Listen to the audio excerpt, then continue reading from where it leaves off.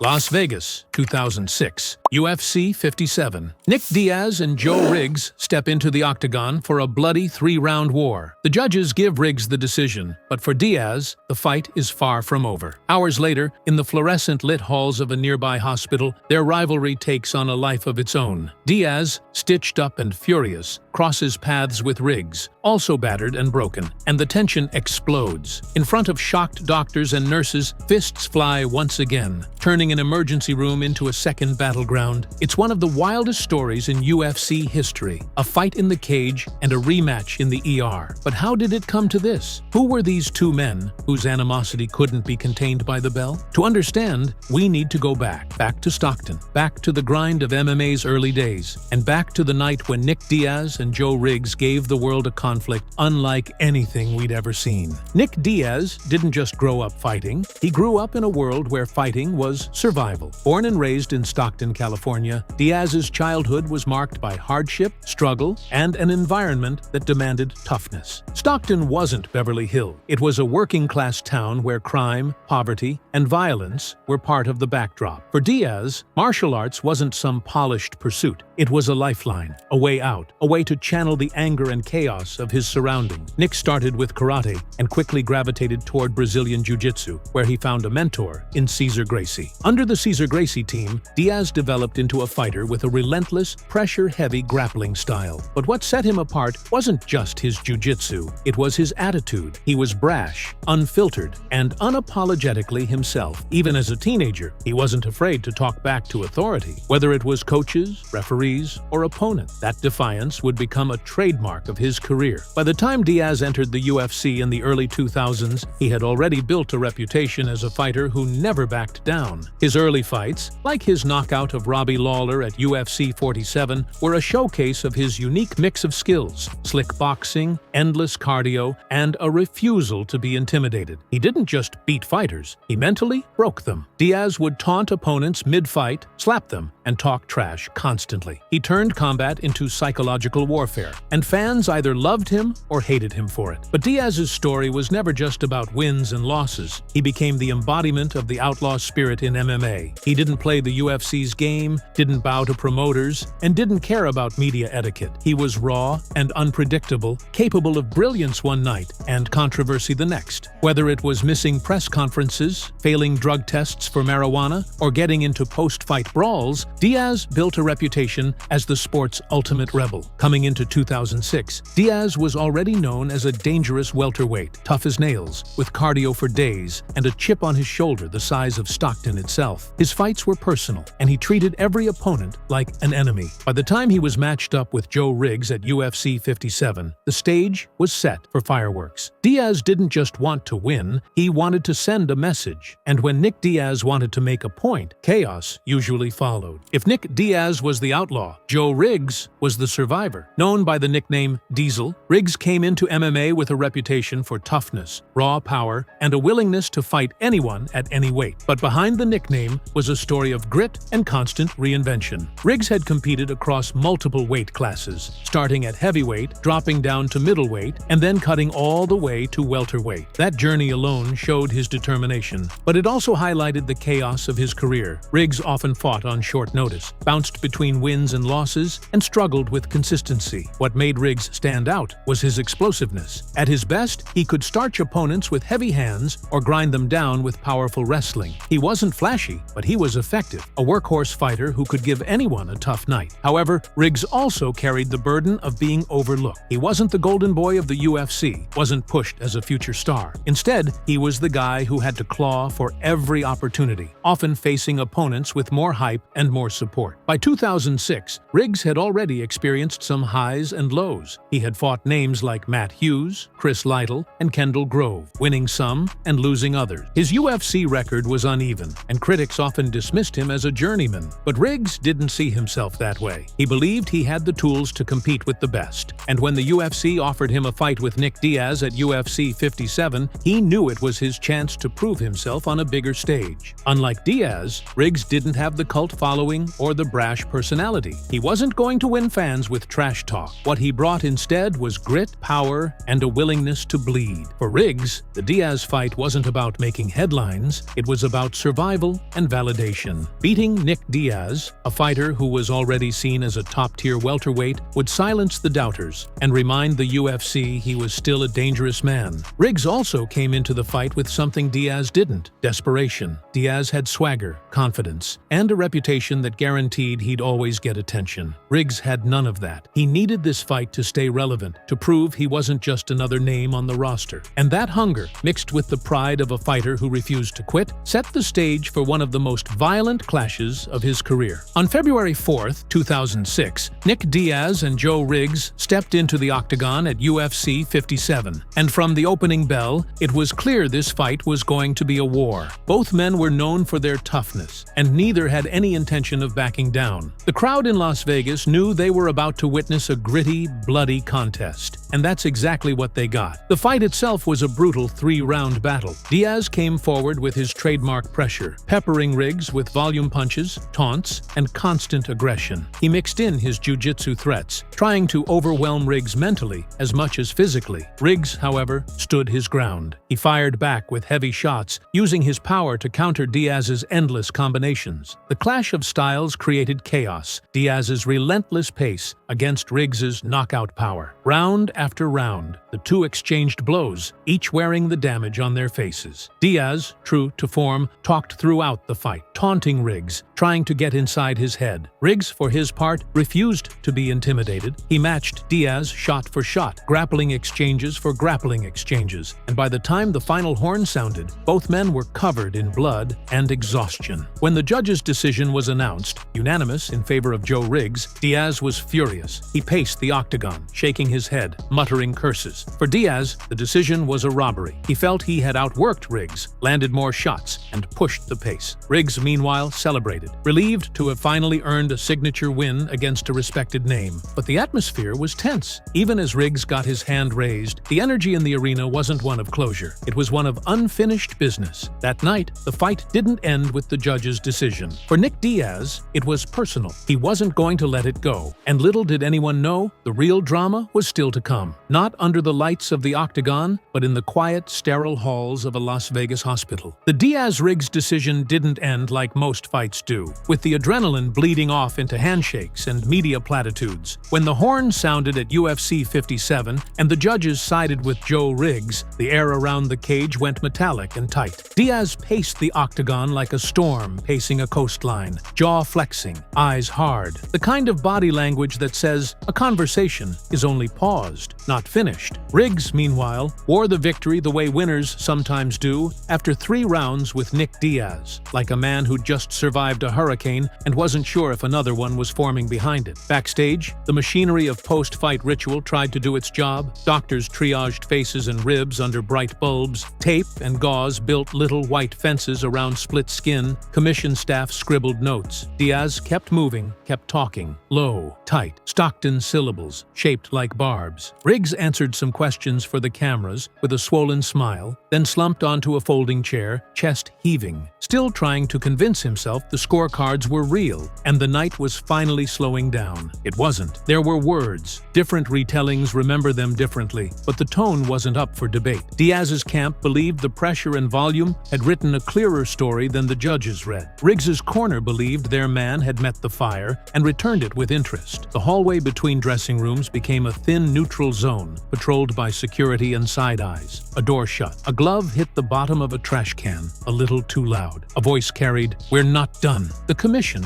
seeing the cuts and swelling on both men, made the call that's supposed to cool nights like this. Send them to the hospital. Separate vehicles, separate routes, separate rooms. Fate had other plans. In Vegas, emergency rooms on fight night are floodgates that catch everything. Triage doesn't always honor card order. 2 gurneys rolled under the same fluorescent ceiling, past the same antiseptic smells, past the same tired night shift faces that know a fight crowd when they see one. Riggs, admitted first, was half sinking into the relief of painkillers and the cottony quiet that comes after the roar. A nurse tugged at tape on his knuckles. Somewhere else in the ward, Diaz was being threaded with stitches and questions, answering in clipped fragments, still replaying combinations only he could see. Word travels fast in small rooms. He's here. Which bay? Keep them apart. Clipboards lifted, radios clicked, and a security guard whose night had been simple 5 minutes earlier now had a story he'd be telling for years. When Diaz finally moved down the corridor, gown,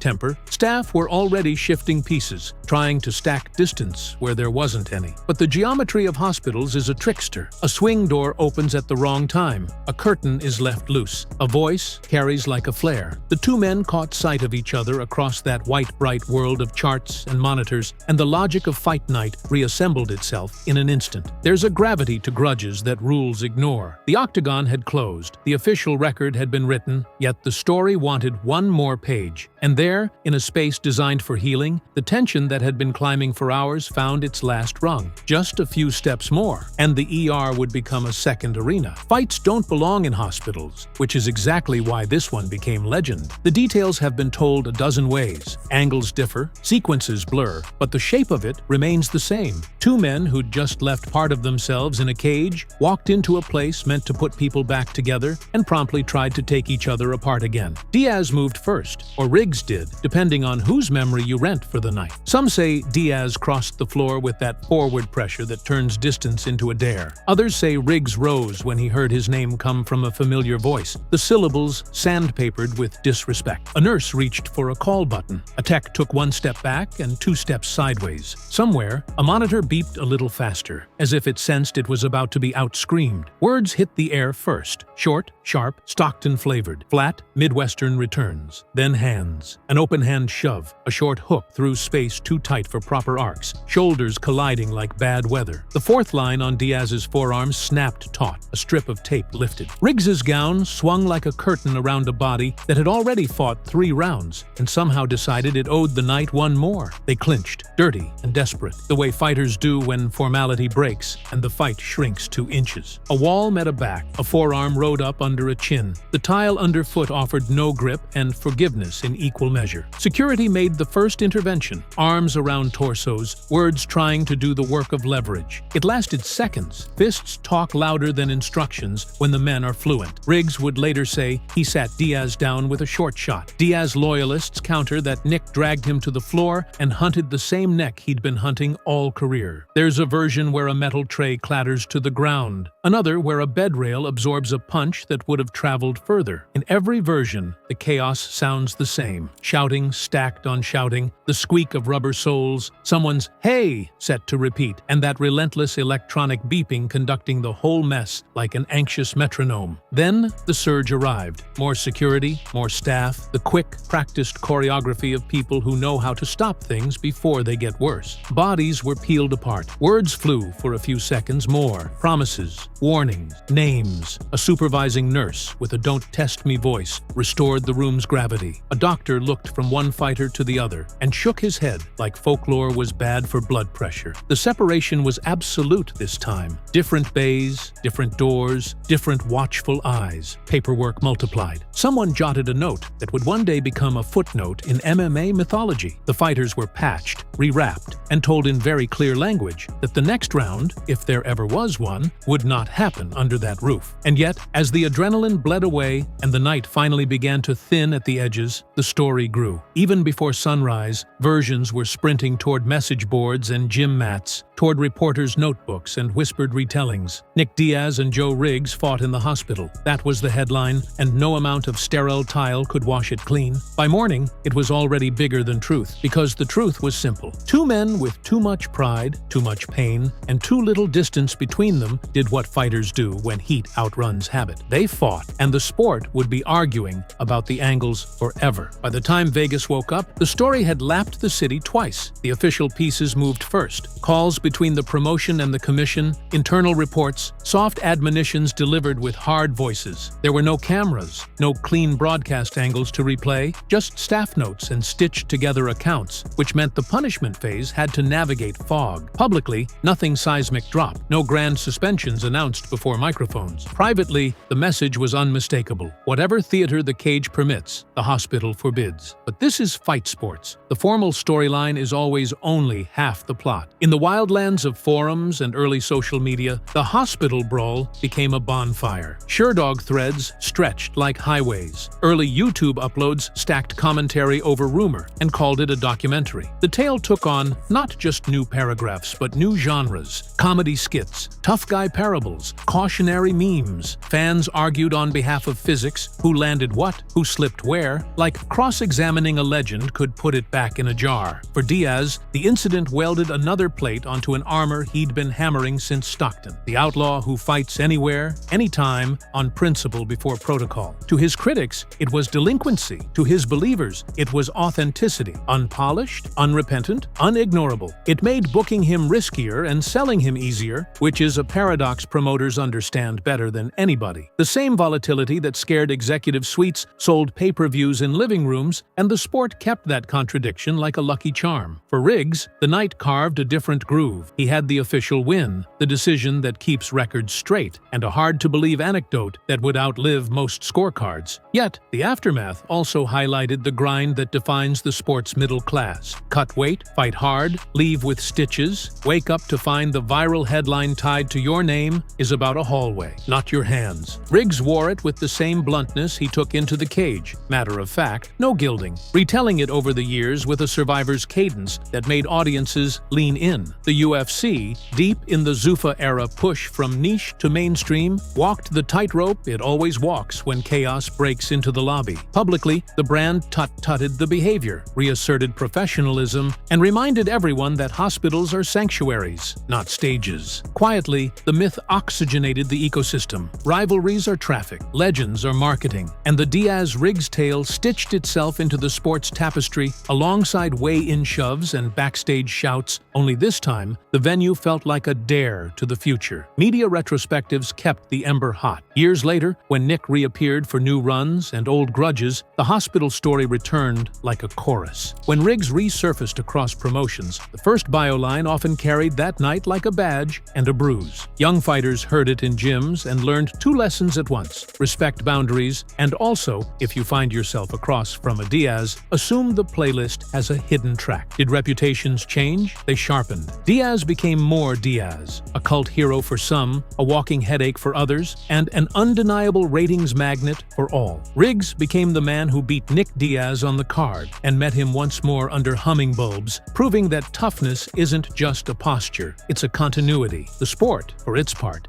because one night in 2006 hadn't finished anything. It had only set the stakes for what came next. The aftermath of UFC 57 and the infamous hospital fight didn't just define one wild night, it became a dividing line in the careers of Nick Diaz and Joe Riggs. From that point forward, the two fighters' paths split dramatically, almost like the chaos of that evening had already chosen which way their stories would go. For Nick Diaz, the loss to Riggs was more fuel on a fire that never went out. To some fighters, a close decision defeat might have broken momentum, might have forced a recalibration. But Diaz was built differently. His career was less about perfectly stacking wins and more about building myth. The Stockton outlaw didn't play by the normal rules, and fans didn't expect him to. He could lose a decision, then storm into another promotion and steal the spotlight anyway. And that's exactly what he did. After Riggs, Diaz bounced between promotions. Pride, Elite XC, Strikeforce, and everywhere he went, he carried the same Stockton energy. He fought with the same forward pressure, the same endless cardio, the same trash talk that blurred the line between combat and street fight. His win over Takanori Gomi in Pride, later overturned due to marijuana use, became legendary, not just because of the victory, but because Diaz literally fought until he locked in a gogoplata submission that MMA fans still replay today. The hospital fight with Riggs had added to his mystique. Nick Diaz wasn't just dangerous in the cage, he was dangerous everywhere. Riggs, on the other hand, found himself on a rockier road. Though he had beaten Diaz and etched his name into UFC lore, his career never quite exploded the way it might have. He fought on, across multiple promotions, racking up a record full of ups and downs. Injuries, tough weight cuts, and inconsistency plagued him. Riggs was respected. Fighters knew he was tough, dangerous, and capable of beating anyone on the right night. But he never quite grabbed the spotlight the way Diaz did. The contrast was stark. Diaz became a cult icon, the outlaw anti-hero whose career was a patchwork of chaos and brilliance. Riggs remained a grinder, the kind of fighter who embodied toughness but was often overlooked. And yet, because of UFC 57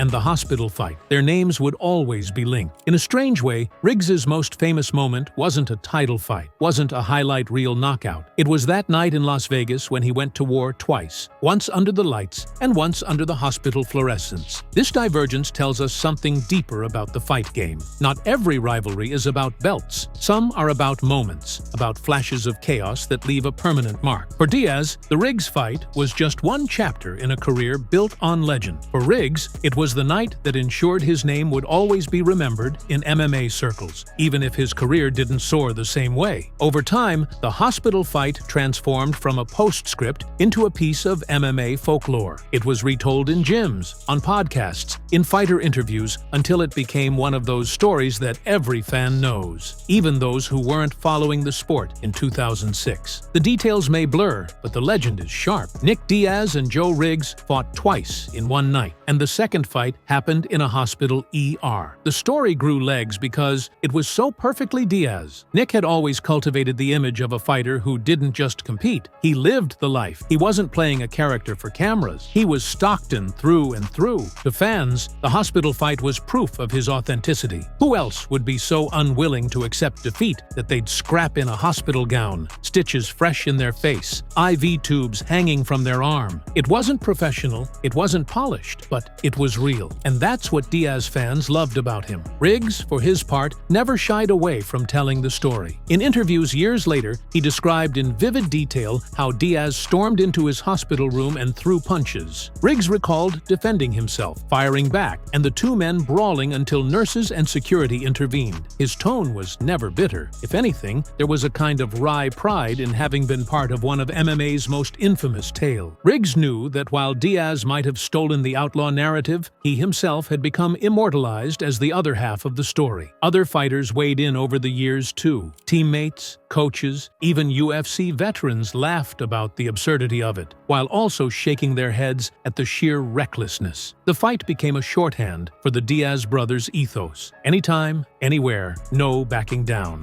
Nate Diaz, Nick's younger brother, would carry the same reputation forward, getting into his own post-fight scuffles and weigh-in dust-ups. The hospital fight was almost like the template for the Diaz brand of chaos. What makes legends stick isn't just the event itself, it's what it symbolizes. The hospital brawl wasn't just a scrap between two fighters who didn't like each other. It became a symbol of the untamable side of MMA, the part of the sport that can't be scripted, controlled, or neatly packaged for mainstream audiences. The UFC may have cringed at the publicity at the time, but in hindsight, the story only added to the sport's mythology. It's part of why fans love MMA, not because it's clean, but because it's raw, unpredictable, and human. Looking back, the Diaz-Riggs rivalry wasn't about titles or rankings. It wasn't a main event that drew millions of pay-per-view buys, but in its own way, it became one of the most iconic conflicts in UFC history. Why? Because it captured everything that makes MMA unique: the chaos, the passion, the grudges that spill outside the cage. For Nick Diaz, the legacy of the hospital fight fits perfectly into his larger story. He will always be remembered as the outlaw, the fighter who lived his persona every minute of every day. He fought like he talked, and he talked like he lived. The Riggs incident wasn't an outlier. It was a confirmation of who Diaz was. It added another layer to the legend of a man who would go on to headline some of the biggest fights in UFC history, from battles with BJ Penn to his iconic clash with Anderson Silva. For Joe Riggs, the legacy is different, but no less important. He may not have reached the same heights as Diaz, but that night ensured he would always be remembered. Riggs is the man who fought Nick Diaz twice in one night and lived to tell the tale. His name is etched into UFC folklore, not just because he won the decision at UFC 57, but because he stood toe-to-toe with one of the sport's most unpredictable figures and didn't back down, even in a hospital bed. Together, their conflict represents a different era of MMA, and the lines between the cage and real life were blurry at best. The legacy of Diaz versus Riggs isn't measured in belts or records. It's measured in stories, in the way fans still tell the tale nearly 2 decades later. It's measured in the grin that spread spreads when someone says, "Remember when Nick Diaz fought Joe Riggs in the hospital?" Because in a sport full of controlled environments, that night proved one thing: you can't script real conflict. And that's why, long after both men have hung up their gloves, the Diaz-Riggs rivalry will live on, not just as a fight, but as a legend.